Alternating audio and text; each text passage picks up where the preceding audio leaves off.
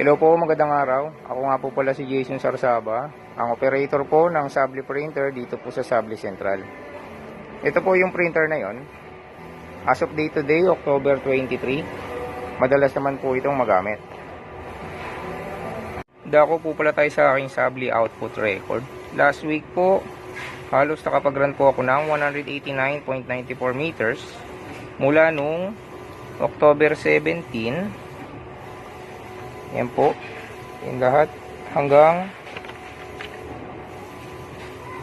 October 22. Ayan po. At sa aking in-house po, meron po akong 120 pieces na full bleed mamula po sa CPD. At aming in-store pending naman po is halos tumatagal lang po siya ng mga 3 to 4 hours lang po. At ang machine po halos di na po makapagpahinga dahil po sa dami ng piniprint.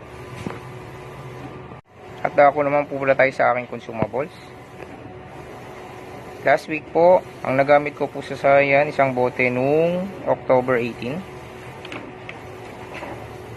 Sa magenta, nung October 9 pa po. Sa yellow, nung October 18 din. Sa black, nung October 18 din po.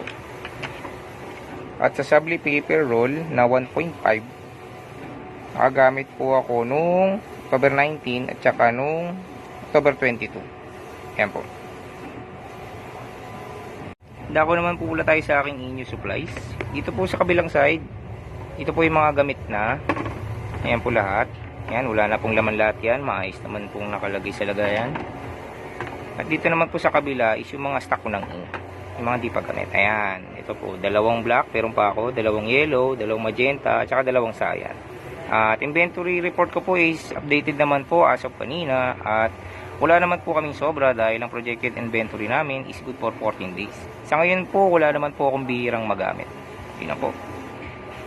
At sa stock ko nga po pala ng Sabli paper, meron pa po akong isang box. Ayan. Isa na lang pong box ang meron ako. Dako po pala tayo sa aking printer red area. Ito po siya. Ayan.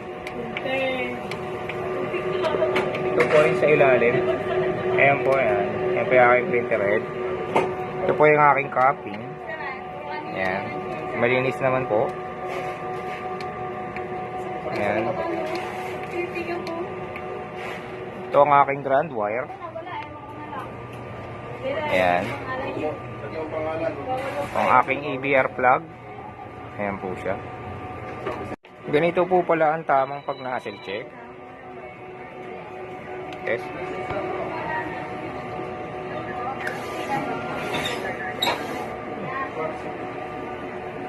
Ayan po. Kompleto naman po siya. Wala naman pong problema.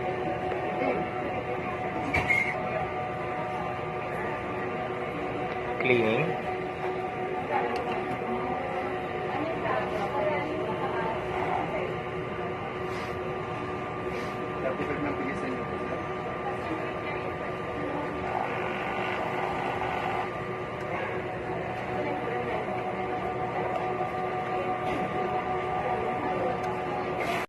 Ito naman po pala ang aking ink tank area.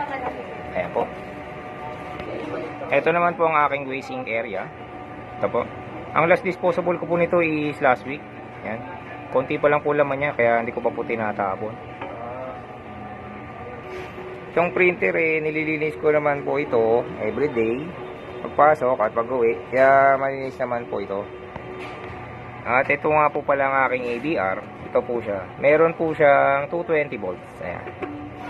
At ako po pala tayo sa aking PC na ginagamit sa machine. Sa hard disk level C, ayan po, siguro mga 40 to 50% use.